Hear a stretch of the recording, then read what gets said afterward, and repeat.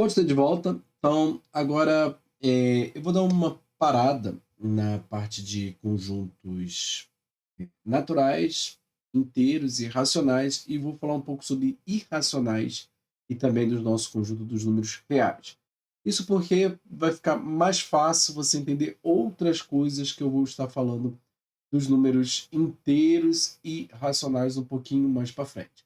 E também facilita para a gente fechar o raciocínio sobre os nossos conjuntos numéricos. Tudo bem?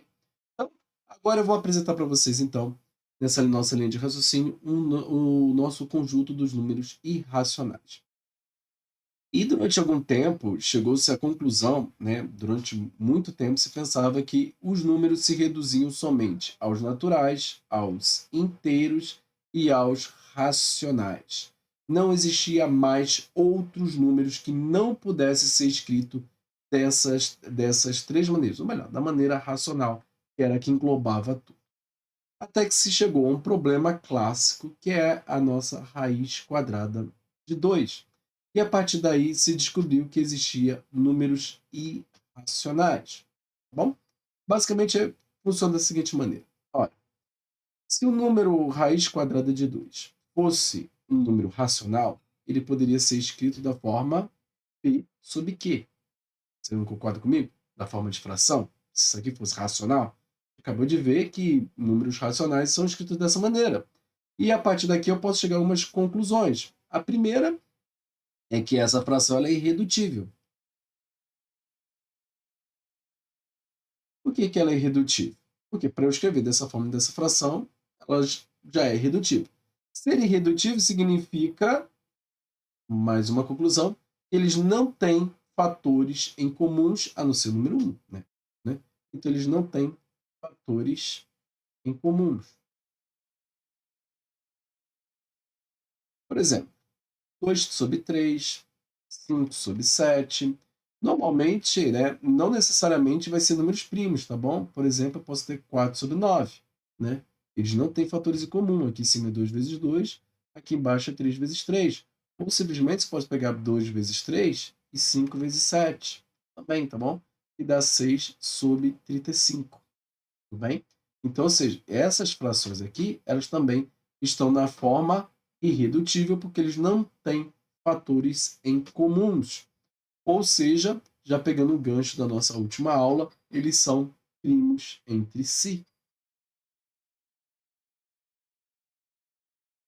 E eu vou explicar mais para frente o que vai ser exatamente primos entre si, porque eu vou falar também sobre MDC e MMC, que também faz parte do nosso do cronograma para a nossa prova. Tudo bem? Mas, a princípio, eu já posso chegar a essas conclusões aqui, que eles não têm fatores em comum, né? E eles são irredutíveis. Sendo assim, eu posso levar ao quadrado em ambos os lados, e eu posso chegar à conclusão, então, que 2 é igual a p ao quadrado sobre q ao quadrado. E daqui eu posso chegar à conclusão da seguinte maneira: que 2 q ao quadrado é igual a p ao quadrado. Você concorda comigo? Parti e cheguei a essa conclusão aqui. Bom, nessa conclusão aqui eu posso chegar que p é par. Não, como é que você pode chegar a essa conclusão que p é par? Vou apagar aqui. Essa parte aqui eu já vou zerar aqui, tranquilo. Agrupar aqui, deixar aqui. Vou agrupar essa aqui também, que a gente acabou de chegar, e vou abrir um paralelo aqui. Bom, se eu supor, eu vou pegar um número qualquer, vou pegar a letra A. Eu vou supor que A é um número par, tudo bem? A é par. Se eu somar um número par com outro número par, né, ou seja, A com A, né, tudo bem? Eu vou ter um número par, né, tudo bem? Porque eu pulo uma casa ímpar. Mas se você não aceitou isso, vamos pensar no contrário. Se eu somar um número par com um número ímpar.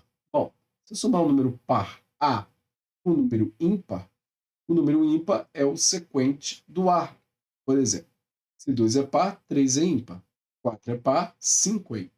Então eu posso somar com A mais 1. E daqui eu vou ter 2A mais 1. Então, ou seja, eu posso andar em múltiplos de 2, 2, 4, 6, 8, 10, 12, não importa, no final eu vou somar mais 1, Então vai dar ímpar, 13. Então todo número par somado com ímpar dá ímpar. Tudo bem?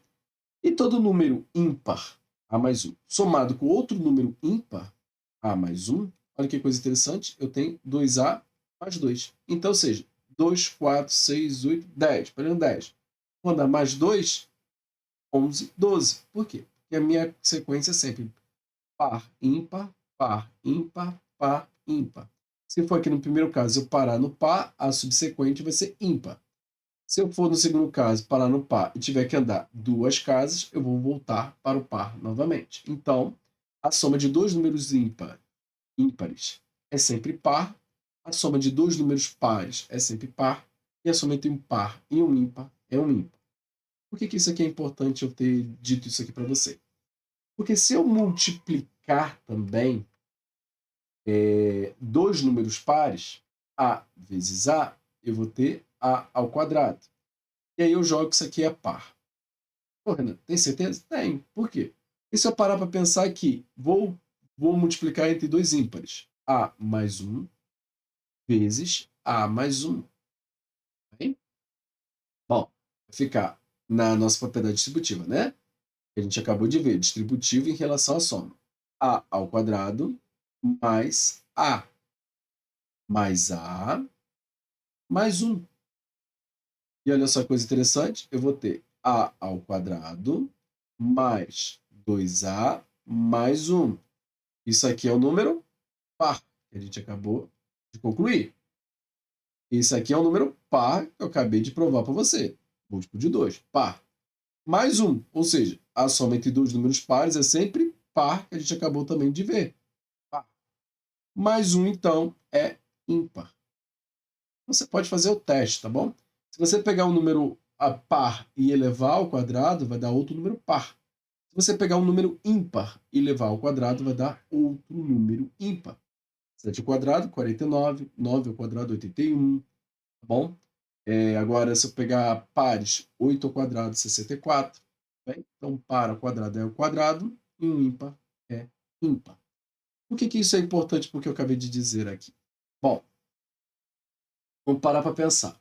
Se o resultado de p ao quadrado é 2q ao quadrado, a conclusão é óbvia. P é par. Tudo bem? Não chegou a essa conclusão aqui comigo? Ó. P é par. Tudo bem? Então, P, se P é par, eu posso escrever ele como múltiplo de um número de 2. Tudo bem? E se zero eles não são, tudo bem? Lembra lá ó, que o nosso Q não pode ser zero, então não são valores nulos. Então, ou seja, P ele pode ser 2, 4, 6, 8. Lembra que a gente acabou de ver 4 sobre 9? Né? Ou seja, aqui tem 2 vezes 2. Ainda que seja 2, eu poderia escrever como 2 vezes 1. Ou seja, eu posso escrever aqui, ó, 2 vezes 3, 6. Não importa o número. Aqui, o final de P pode ser um número par ou ímpar se eu associar ele ao número 2. Então, ou seja, eu poderia, teórica não, eu poderia, já que P é par, escrever ele como produto de um número, né? De 2 com alguma coisa. Vou botar 2K. Tá bom? Esse K aqui é só para poder ficar bem bonitinho. Sendo assim, então eu vou ter 2Q ao quadrado igual a 2K também ao quadrado. E aí vai acontecer o quê? 2Q ao quadrado é igual a 4K, né, ao quadrado. E aí eu posso simplificar por 2 de ambos os lados, e aí eu chego à conclusão que Q ao quadrado é igual a 2K ao quadrado. A mesma conclusão que eu estou chegando para o P. Então eu chego também à conclusão que Q é par. Bom, olha o problema que a gente tem. Se P é par e Q é par, então essa fração não é irredutível. Se ela não é irredutível, ela pode ser simplificada por 2. Mas infinitamente, eu simplifico por 2, eu volto a ter o mesmo problema. Então, ou seja, eu não tenho uma solução para isso. Isso aqui está caindo numa coisa ilógica. Então, ou seja, Significa que a minha raiz quadrada de 2 ela não pode ser expressa como uma fração de 2 números, tudo bem? Ela não pode ser expressa como P sub Q ou A sub B, tanto faz. Ela não pode ser expressa assim. Sendo assim, ela é um outro número que não é racional. E aí sim, chegamos à conclusão que ela é um número irracional. E não acontece somente com o número quando a raiz quadrada de 2. Normalmente acontece com a raiz quadrada, normalmente não, acontece com a raiz quadrada de qualquer primo, tá bom? Raiz quadrada de 3, raiz quadrada de 5, de 7, de 11. Você vai ter o mesmo problema. E esse número vai se repetir ainda com o π, que mais para frente vai ser descoberto, né? Que apesar de ser gerado por uma divisão, ele também vai ser um número irracional. E depois também com o número de Euler, que eu também vou falar um pouco mais para frente, né? Quase no nosso fim do nosso curso, sobre esse número aqui também. Bom, sendo assim, esses daqui são os 3 principais números irracionais, tá bem? Eles não conseguem ser expressos em uma forma de fração. Por incrível que pareça, às vezes a gente consegue chegar bem próximo, pegar frações para chegar bem próximo do resultado. Mas é claro, isso é apenas para a aproximação, né? Claro, se eu for fazer um prédio e precisar usar o número π, eu não vou usar, eu vou ter que associar ele a umas certas casas decimais. E quanto mais casas decimais eu usar, maior será a minha precisão. Isso porque no mundo real, né, na nossa prática, nós precisamos fazer isso, tá bom? E aí chegou-se a outra conclusão, que agora eu entro no conjunto dos números reais. E acontece o seguinte: todo número racional não pode ser um número irracional e todo número irracional não pode ser um número racional. Bom, ou seja, vai acontecer o seguinte: vou acompanhar para você. O nosso conjunto dos números reais vai ser a união dos conjuntos dos números racionais com os números irracionais. E eu relembro, né, que os nossos naturais está contido dos nossos números inteiros está contido dos nossos números racionais. Na prática, fica desse jeito aqui. É como se eu tivesse o conjunto dos reais, tá vendo? E vai estar unindo os irracionais com os racionais, porém, quem está aqui não está lá. Você lembra daquele ou condicional, né? Ou eu sou brasileiro ou eu sou argentino. Ah, eu posso pegar a naturalização? Você pode, mas você perde a outra, tudo bem? Porque aí você virou argentino e deixou de ser brasileiro, tá bom? Você não pode ter as duas. Você não pode ser homem e mulher ao mesmo tempo. Então, ou o número está aqui, ou o número está aqui. Zero, zero está aqui. A raiz quadrada de 2 está aqui. O 1 está aqui. O π está aqui. O 10 sobre 11 está aqui. E o número de Euler está aqui. E a raiz de 5, a raiz quadrada de 5 está aqui, e etc, etc. Então, ou seja, quem está do meu lado dos meus números racionais não está do lado dos meus números irracionais. Então, ou seja, não existe nenhum número que consegue estar nos dois conjuntos ao mesmo tempo. Bom?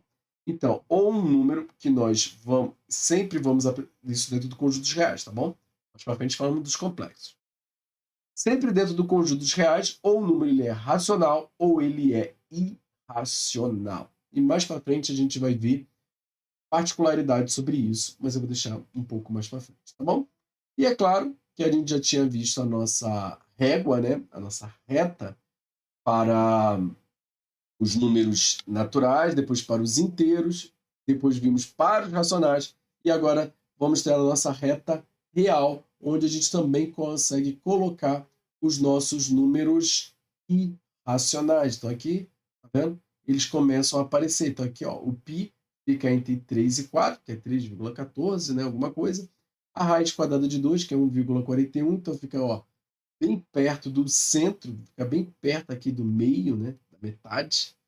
Temos o nosso número de Euler, que é 2,7, né, então fica menos 2,7, que está no negativo, então ele já fica bem próximo do menos 3, e assim sucessivamente aqui eu coloquei a raiz quadrada de menos 29, que é 5 e alguma coisa. Pois bem, Terminamos então a apresentação aqui dos todos os nossos números, dos nossos conjuntos, e vamos agora entender um pouquinho mais sobre cada um deles. Vejo na próxima aula.